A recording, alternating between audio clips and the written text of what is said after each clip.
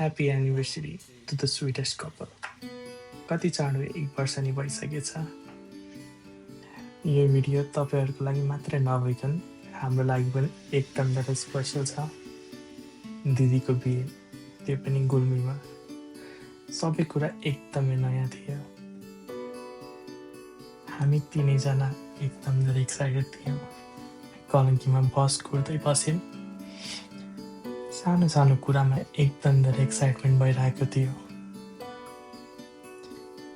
अनि त्यसपछि the trip officially starts. एक रातको बस यात्रापछि बिहानै हामी तमघास पुग्यौँ। थकाइ लागिरहेको थियो, तर एक्साइटमेन्ट यति धेरै थियो कि थकाइ केही पनि फिलै भइरहेको थिएन। तमघास पुग्ने बित्तिकै अतीत एकदम खुसी भएको थियो। हामीलाई फर्स्ट टाइम लगेर पनि होला, उसले उसको स्कुल सबै नै घुमायो हामीलाई।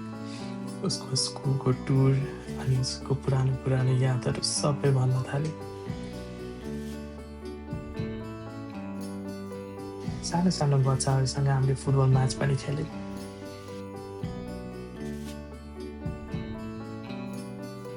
अनि फुटबल म्याचमा जसले हार्यो उसले पुसअप गर्नु पर्यो। अभियसली भाइहरूले पुसअप पनि गर्यो एज अ पनिसमेन्ट।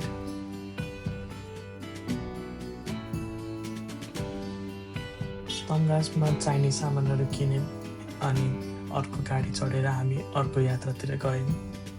फाइनली हामी पुग्यौँ अतीतको घर, हस्ती चौर। मलाई त्यहाँ गोठ, भैँसी अनि बाख्रा देख्दाखेरि एकदम खुसी लागेको थियो।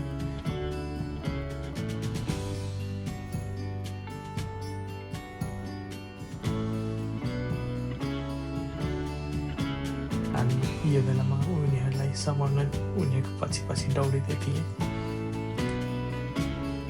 यस्तै गर्दै हाम्रो पहिलो दिन सकियो अनि अर्को बिहानै अतीतको मम्मीले हामीलाई दिनुभयो कोदोको रोटी।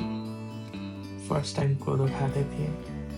अलिक कस्तो होला भन्ने सोच थियो अनि खाँदाखेरि एकदम मिठो लाग्यो।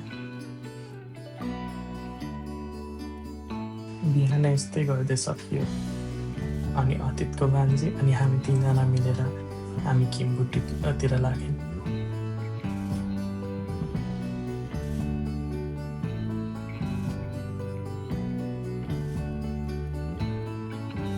अतीतको रुख चढ्ने स्किल देखेर हामी अचम्मै पर्यौँ। मनाउँछ तल बसेर अतीतले जति किम्बुटी भयो सबै खाँदै थियौँ।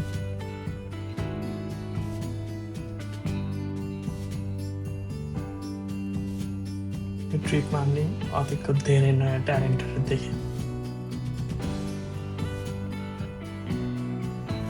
हामी अतीतको डेडीको बाइक लिएर गाउँ घुम्न निस्क्यौँ अनि यसै डुल्दै बस्यौँ। अब चाहिँ भोइस ओभर गर्न जाऊ लाग्यो। अब रियल कन्टेन्ट सुरु गरौँ है त। ए ल किन भिडियो पो आउँछ त? कसरी? मलाई स्ट्रेस भयो। के भयो रे? स्ट्रेस गर्नुपर्छ हैन? Gulmi blog 1। Gulmi blog 1 okay. अनि त्यसपछि एक दिनमा पार्ट 1 भइसक्यो। एक दिनको त पार्ट 1 हुन्छ त हैन? डे 1 हुन्छ त। अब डे 2 हालौँला नि। आज डे 2 के गर्ने?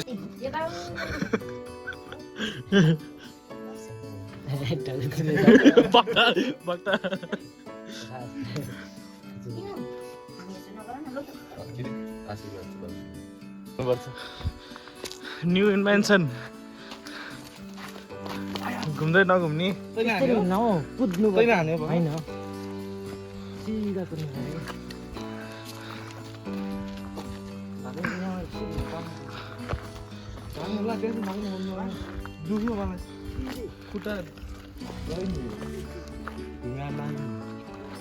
Guess what I found?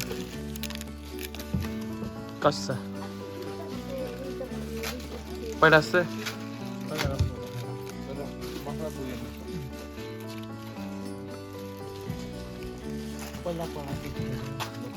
Wax हो के?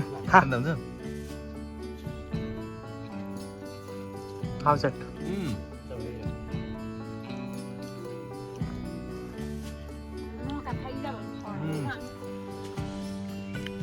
तातो छ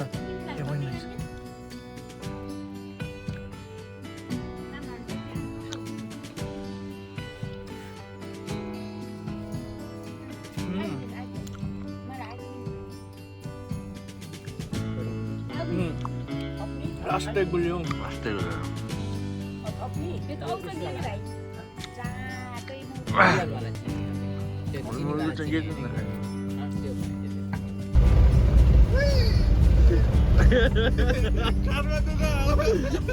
यता हेर्दा पछाडि